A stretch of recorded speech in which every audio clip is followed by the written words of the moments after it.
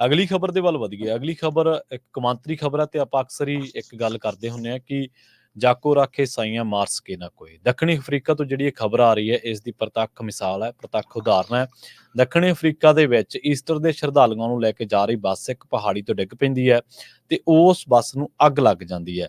46 ਮੁਸਾਫਰ ਇਸ ਬੱਸ ਦੇ ਵਿੱਚ ਮੌਜੂਦ ਹੁੰਦੇ ਨੇ ਤੇ ਇਹਨਾਂ ਦੇ ਵਿੱਚੋਂ 45 ਦੀ ਮੌਤ ਹੋ ਜਾਂਦੀ ਹੈ ਤੇ ਇੱਕ ਬੱਚੀ 8 ਸਾਲ ਦੀ ਬੱਚੀ ਇਸ ਘਟਨਾ ਦੇ ਵਿੱਚ, ਇਸ ਦੁਰਘਟਨਾ ਦੇ ਵਿੱਚ, ਹਾਦਸੇ ਦੇ ਵਿੱਚ ਕ੍ਰਿਸ਼ਮਈ ਢੰਗ ਦੇ ਨਾਲ ਬਚ ਜਾਂਦੀ ਹੈ, ਉਹਦੀ ਜਾਨ ਬਚ ਜਾਂਦੀ ਹੈ। ਉਹਦਾ ਇਲਾਜ ਕੀਤਾ ਜਾ ਰਿਹਾ, ਹੁਣ ਉਹਨੂੰ ਹਸਪਤਾਲ ਪਹੁੰਚਾਇਆ ਗਿਆ। ਲਿਮਪੋਮੋ ਇਲਾਕਾ ਪੈਂਦਾ ਜਿਹੜਾ ਸੂਬਾ ਦੱਖਣੀ ਅਫਰੀਕਾ ਦੇ ਵਿੱਚ। ਇੱਥੇ ਇਹ ਜਿਹੜੀ ਬੱਸ ਆ ਹਾਦਸਾਗ੍ਰਸਤ ਹੋਈ ਆ, ਪਹਾੜੀ ਤੋਂ ਡਿੱਗ ਪਈ ਸੀ ਈਸਟਰ ਦੇ ਸ਼ਰਧਾਲੂਆਂ ਨੂੰ ਜਦੋਂ ਉਹ ਲੈ ਕੇ ਜਾ ਰਹੀ ਸੀ।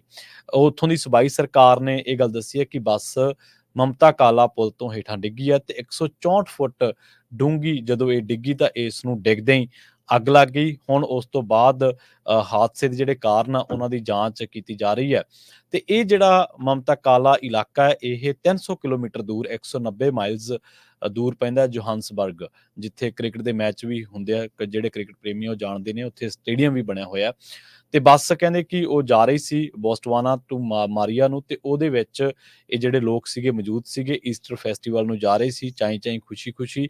15 ਮਰਦ, 31 ਔਰਤਾਂ ਜਿਹੜੀਆਂ ਇਸ ਬੱਸ ਦੇ ਵਿੱਚ ਸਵਾਰ ਸੀਗੀਆਂ। ਇੱਕ ਬੱਚੀ ਜਿਹੜੀ ਹੈ ਉਹ ਬਚੀ ਹੈ ਬੜੇ ਕ੍ਰਿਸ਼ਮਈ ਢੰਗ ਦੇ ਨਾਲ।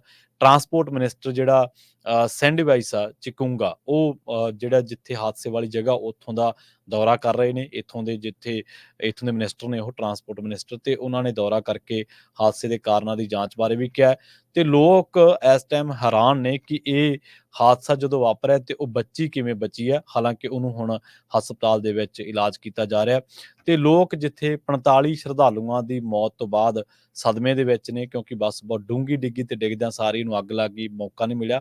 ਉੱਥੇ ਜਿੱਥੇ ਦੁੱਖ ਦੇ ਵਿੱਚ ਨੇ, ਉੱਥੇ ਹੈਰਾਨ ਵੀ ਨੇ ਕਿ ਚਲੋ ਇਸ ਬੱਚੀ ਦੀ ਜਿਹੜੀ ਜਾਨ ਆ ਉਹ ਬਚ ਗਈ ਆ। ਹਸਪਤਾਲ ਦੇ ਵਿੱਚ ਹੁਣ ਇਸ 8 ਸਾਲਾ ਬੱਚੀ ਦਾ ਜਿਹੜਾ ਇਲਾਜ ਆ ਉਹ ਕੀਤਾ ਜਾ ਰਿਹਾ।